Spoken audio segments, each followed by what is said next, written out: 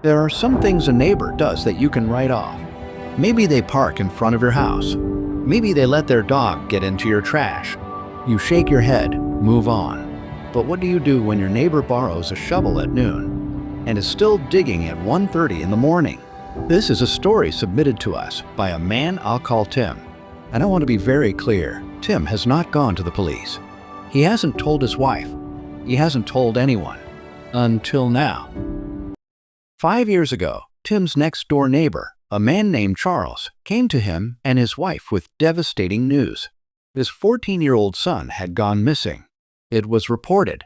It was on the news. The whole neighborhood knew. Tim and his wife were heartbroken for Charles and his wife, Kathy. They offered help in every way they could. Months passed. Then years. No word. No body. No closure. The couple still invited Tim and his wife to the occasional backyard barbecue.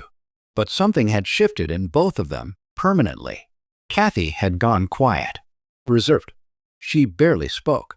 And Charles had become awkward, nervous, like a man carrying something he couldn't put down. Tim and his wife never had the nerve to ask if there were any updates. They assumed, as most people do after years of silence, that the worst had happened and that Charles and Kathy were simply trying to live with it. That was the story Tim had accepted. Until last week. Tim was taking out his garbage one afternoon when Charles came over. Nothing unusual about that on the surface. But what he asked for made Tim pause, just for a second. He needed to borrow a shovel. Tim didn't think twice. He went and grabbed his best one, handed it over, asked no questions. Charles thanked him, said he just had some work to do in the backyard, and that he'd return it the next day. Then he disappeared around the side of his house. Now, this is where it starts. Tim went back inside, and a few minutes later, found himself near an upstairs window that looks directly into Charles' backyard. What he saw stopped him cold. Charles was out there digging. Not a small hole, not a garden bed, a large hole. And he was struggling with it, hunched over, working slow, breathing hard. The man is 56 years old. Tim figured he'd be a good neighbor. He grabbed his second shovel and walked over to help. The moment Charles heard his name called out and looked up, something happened to his face. He dropped the shovel. He rushed across the yard toward Tim, arms up, shaking his head. No, it's okay, Tim. I've got it. Please, just leave. Tim held his ground. He said it was no big deal. He was just trying to help.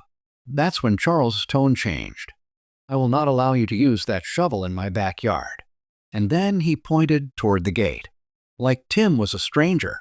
Like Tim was a threat. Tim was so thrown off that he left without another word. He went upstairs and looked out that window again. Charles dug for another 30 minutes. And when the hole finally looked finished, he did something that made Tim's stomach drop. He stopped digging, looked up, slowly scanned the roof lines and upper windows of every neighboring house, checking one by one to make sure no one was watching. He found Tim anyway. Their eyes locked. Tim stepped back from the window, but he knew Charles had seen him. Tim kept checking throughout the day. Nothing more happened, and he began to think, he knows I was watching. He'll wait until dark. He was right. At 1:30 in the morning, Tim was jolted awake by a sound he recognized immediately. A shovel, hitting dirt. He snuck downstairs, slipped out the back door, and peered over the fence into Charles' yard. There he was, still digging, in the dark, alone. When Charles eventually went back inside, Tim made a decision he still questions. He climbed over the fence. He crossed the yard and looked into the hole. The moonlight was enough to reveal something at the bottom.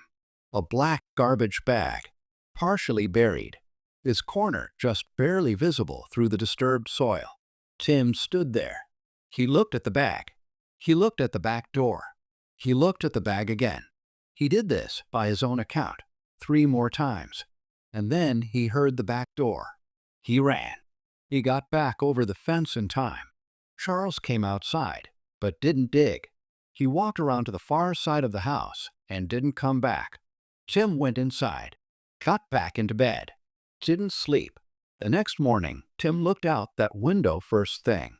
The hole was gone, completely filled in, patched over, like it had never been there. And Charles' SUV, normally parked in the driveway, was now out on the street, like it had been driven somewhere in the night. Tim doesn't know what was in that bag. He tells himself it could be anything. Yard waste, old pipes.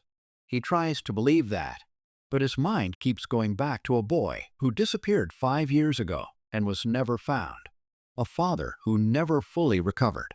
A hole dug in secret. A bag removed in the dark. And then, just yesterday, something happened that shook Tim in a way the rest of it hadn't. He looked out his window by chance, and there was Charles, standing at his own window across the way, staring directly into Tim's home. The moment they made eye contact, Charles closed the blinds. That was in the middle of the afternoon. Tim still hasn't told his wife. He still hasn't called the police. He says he doesn't know what to do, and honestly, I think part of him is afraid that if he looks too hard at this, he's going to find out something he can never unknow. Charles never returned the shovel, and as far as Tim knows, Charles is still watching. If you were in Tim's position, what would you do? Stay safe out there. Good night.